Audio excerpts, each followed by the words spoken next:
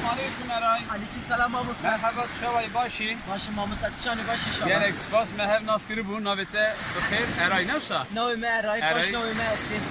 Sep şava namij Mehmet başnavim Kaplan ez gelek memnun bu. Gelek kevfaş bun. Eray ez dixadim çem persa işte bepirsim. Hun hatın elve anaha hava gelek faşe. Hun hatın geşu geri geri. Ve ha bejim hevalan rahatına. Hun nav hevalan da bir can zamanı daxılı. Valla amzanı katiya hatta da her kızı haberdir. Kırbaş kurdi daxılı.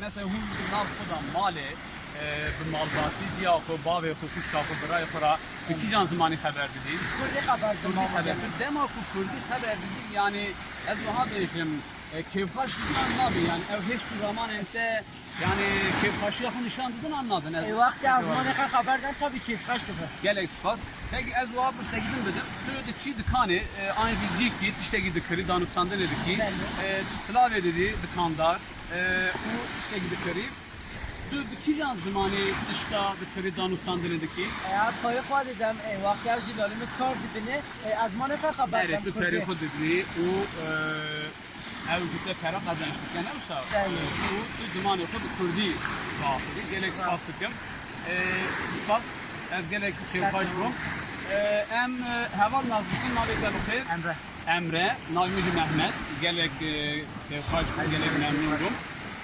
Emre eskirse ki oha bedimte mesela tu hem fırsa ezi hemen fırsa bedimte tüm malbat afra dema kuru döneyi radı bir mala koş yana ku devam diki diya ku kuşya ku bavi ku bray ku dafir ku bafiri kura tu bir kan zamanı dağıvi Yok tabii kendi kurması haberden.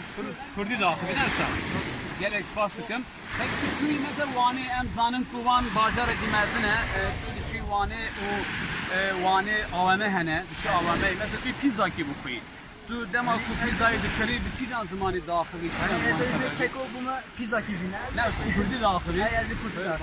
Baş küçük ya kadar hayan nazi Tabii azı kurdi. Kurdi dağıtı ne? Kurdiyete min famkin ku gelek başa. Eri baş. Mesela ez vaha fırsa gibi dümte. Tu hevan ekte işler demo ku Türkiye dağıtı be. Türkiye işte işte de fırsa. Tu iki gün zamanı dersi ve dedi, cevap dedi. Yani azı kurdi ki aldım çünkü bunlar rahattır. Eri. Azmanı meğer kurdi. Bak gelek spas. Tu derhal Kurdi da çi dedi. Fikri anaha iro kortenme, gencenme, em zarukayı dibinen zedetir zaman ekdin dağıtırdım yani Kurdi hindik dağıtırdım. Tu şimdi garibi yüzde servi kişti.